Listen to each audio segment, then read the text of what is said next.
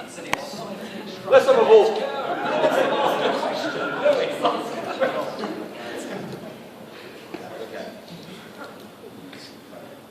Who's those? Okay, we've already seen Harvey.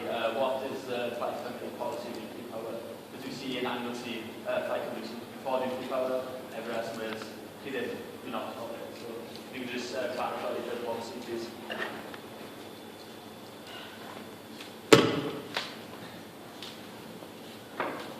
Diolch yn fawr am y cwestiwn. I've heard that flight cover is actually few, actually. We have a very, very difficult situation on this morning, Anglesey, where the Bilba power station will soon be decommissioned and there are serious moves afoot to replace it. There are what we have to accept as a real politic in this. As a political party, we are not in favour of nuclear power and we do not want to see more nuclear power stations. However, it is a decision of the central British government, which we unfortunately at the moment don't control, that there will be a replacement for Wilbur, and if that replacement is going to be built, then our attitude is that what we must do is work to make sure that the maximum number of jobs are for the local people of the island, that the island is not swamped by people just being bussed in to do the work, and that the economy of the island benefits. Ideally, we do not want it. We have voted against it as a national party. However, we are looking, if anything, it's like the elephant in the doorstep when Labour looked at what was happening with some policies that they put through. Okay, thank you very much, Harry, for answering my question. Yes, Ross. Question for Gareth. Your proposal in terms of education, which is the cut in fees from £9,000 to £6,000, there's been a study recently that showed only the highest earners are actually going to be paying back the boundary between £6,000 and £9,000. So effectively what's proposed is a tax cut for the richest. Is this a smokescreen for a tax cut, or is it a policy that you genuinely believe will bring about change?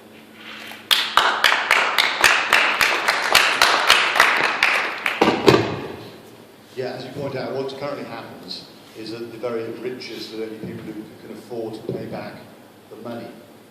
What we're basically proposing is lower fees so people aren't deterred from taking on becoming students, so they don't end up with a very high debt, so they can't get high credit ratings, can't afford to buy a house, etc., etc. Our situation is that we should drive down fees to encourage people who are risk averse about that. Basically, my own personal view is we should move towards a graduate tax. We don't want a situation where basically lots and lots of people are put off going to university, and that's why we're looking to do that.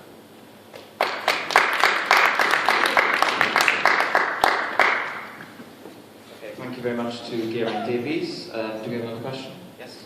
I'd like to ask what the position is in the event of Parliament, which party will be most likely to support? It's a very difficult question to answer, actually. And I don't mean that being a slippery politician. It is a very difficult question to answer. In the run-up to the last one, it was more straightforward. So Nick Clegg at that time said that whoever got the highest number of seats and votes would get the first chance. That's why it's voted Conservatives first, although we did speak to the paper as well. This time round, it very much depends on what the permutations throw up. I mean, my personal preference would be coalition of us, Labour, and supported by the SNP. I don't think Nick sees it quite that way. But it's very hard to say. The polls aren't moving very much at the moment. And at the moment, they suggest that no party will come very close to the majority. So no two parties in combination can form a coalition. And that's quite problematic. I wish I could give an easy answer to that.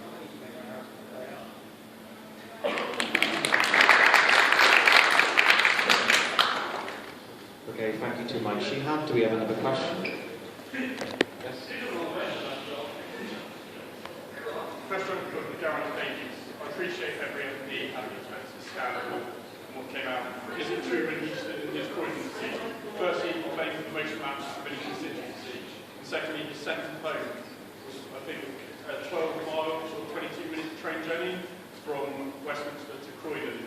think, just a yes or no answer, do you think that's morally acceptable? And as students, do you think we should put up with MPs claiming vast amounts for what is a 22-minute journey, a 12-mile journey, when equally we have to walk 15, 20 minutes each day, and we don't claim any money for it?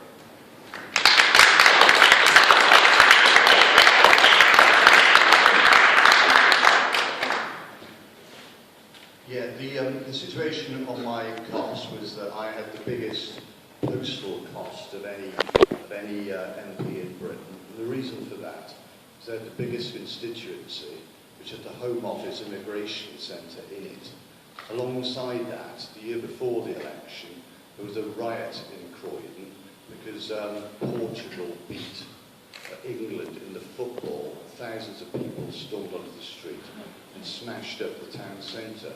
In response to that, I asked the council if they would actually put a cap on the number of drinking dens in the centre of Croydon, which could accommodate 20,000 drinkers. They refused, and I ran a campaign on that that basically generated tens of thousands of letters that cost down. Now, on the overnight cost down, the other thing to bear in mind is I'm older than I look. When I was an MP before, well, I need to answer this personalised personal attack from that person there.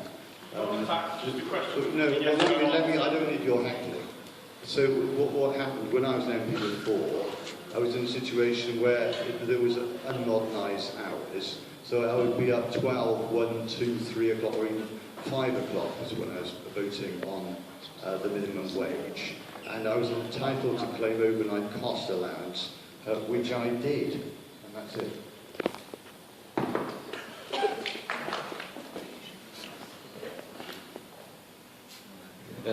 Thank you to Geraint Davies. I would now like to call on John.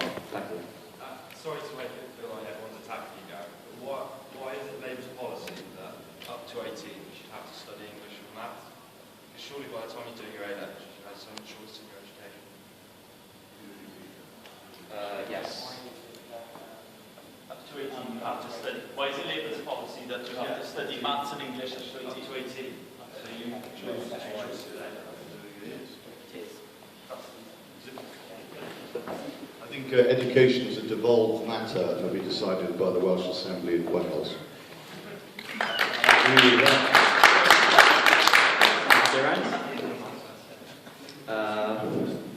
Yes. I'd like to start a question. Don't you believe that English votes for English schools could end up actually dividing the country? Oh, gosh, this is a great topic. So the short answer is yes, but don't you think that it's all about fairness? And if Scotland has got Scottish votes for Scottish laws, do you think that it's right that Scottish MPs should be able to vote on things that affect only England? Do you? In Wales, right, the funding that the Welsh Assembly government has is based on the Banner formula. So Yes. of course, if you were to cut funding for certain things in England, Yes. that would cause a cut in Wales. So I think absolutely Welsh MPs should have a say in that. I could mention Welsh MPs, actually, and if we're going to get into a discussion about the Barnett formula, Wales does better than England on that as well. So, but do you think it's fair? That was the question. Do you think it's fair that Scottish MPs should get to vote on things that only affect England? I'm not going to answer the question. No, I'm not asking. Well, I'm saying I don't think it is fair. And I would like to say that just as the Conservatives campaigned on September the 17th last year, that we are better together, that's how I feel. So, there you go. I've answered the question. Okay, thank you to Emma. Yes?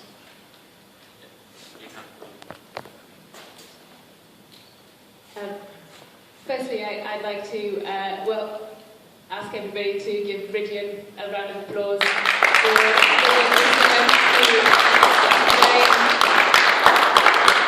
all the candidates who came today. I'd also like to say that it's wonderful to see one of our students standing as a parliamentary candidate, and I think it'd be great to have more young people doing the same. So, question to our Green Party candidate, and could you tell us what are your 3 favourite Green Party policies?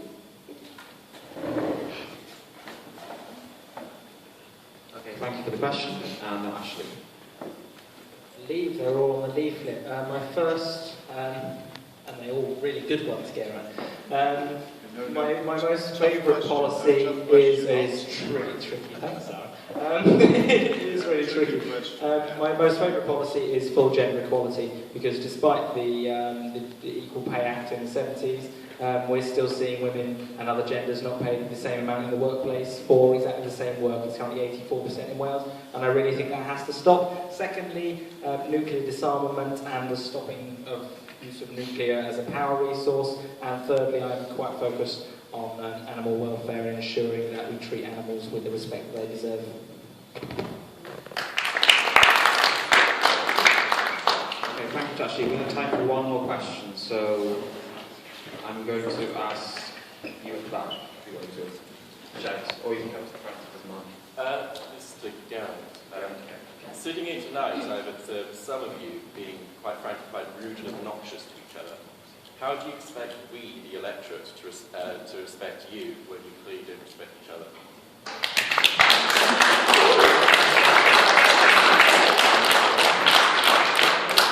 This is very good. I thought you could answer what's your 3 favourite policies or colours.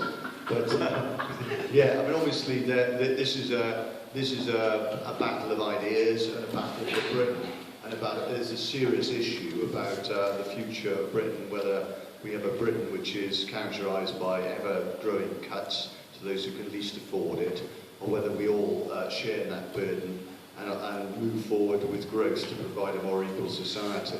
Obviously, people do get passionate and emotional about these important things, and I apologise if people are sensitive to that.